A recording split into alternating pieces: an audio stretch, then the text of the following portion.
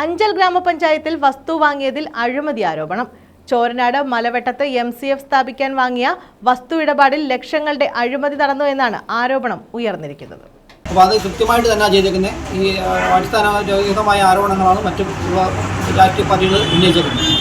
രണ്ട് വ്യക്തികളിൽ നിന്നായി 20 സെന്റ് പുരയിടം പഞ്ചായത്ത് സെക്രട്ടറി വാങ്ങിയത് 22 ലക്ഷം രൂപ നൽകിയാണ്. ഈ പ്രദേശത്ത് 50,000 മുതൽ 70,000 രൂപ വരെ മാത്രമാണ് മതിപ്പ് വില.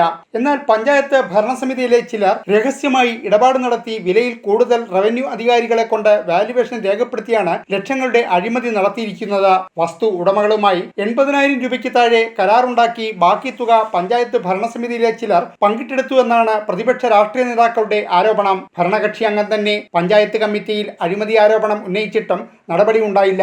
വസ്തു വാങ്ങിയതിൽ അഴിമതി നടത്തിയ സംഭവം വിജിലൻസ് അന്വേഷിക്കണമെന്നും അഴിമതിക്കാരായ ഭരണസമിതി അംഗങ്ങൾ രാജിവെച്ച് അന്വേഷണം നേരിടണമെന്നും പ്രതിപക്ഷം ആവശ്യപ്പെട്ടു. എന്നാൽ വസ്തു വാങ്ങിയതിൽ നടക്കുന്ന അഴിമതി ആരോപണം അടിസ്ഥാനരഹിതമാണെന്നും പഞ്ചായത്ത് വാങ്ങിയ വസ്തു ഇടപാടിൽ അഴിമതി നടന്നിട്ടില്ലെന്നും അഞ്ചൽ ഗ്രാമപഞ്ചായത്ത് പ്രസിഡന്റ് S. സജീവ് പറഞ്ഞു.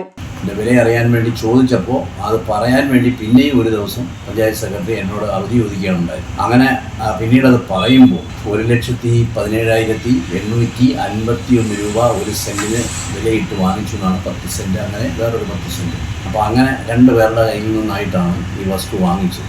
അവിടെ 65 രൂപയ്ക്കും 70 രൂപയ്ക്കും 75 രൂപയ്ക്കും അത്തരത്തിൽ മാത്രം വിലയുള്ളൊരു പ്രദേശമാണ് മലവട്ടം എന്ന് പറയുന്നത്. ഇനി അവിടുന്ന് കുറച്ചുകൂടി മുമ്പോട്ട് പോയാൽ പഞ്ചായത്ത് ഈ 20 സെന്റ് വസ്തുവിന് കൊടുത്ത വില കൊണ്ട് 1 ഏക്കർ വസ്തു വാങ്ങാൻ കുറച്ചുകൂടി മേലോട്ട് പോയാൽ റോഡ് സൈഡിൽ തന്നെ കൊച്ചു റോഡ് സൈഡിൽ തന്നെ കിട്ടും. കാരണം പുറത്തു നിന്ന് ആരും അവിടെ ചെന്ന് വസ്തു വാങ്ങുന്നില്ല. വളരെ വില കുറവ് താരതമ്യേന അഞ്ചൽ പഞ്ചായത്തിലെ ഏറ്റവും വില കുറവുള്ള ഒരു പ്രദേശമാണ്.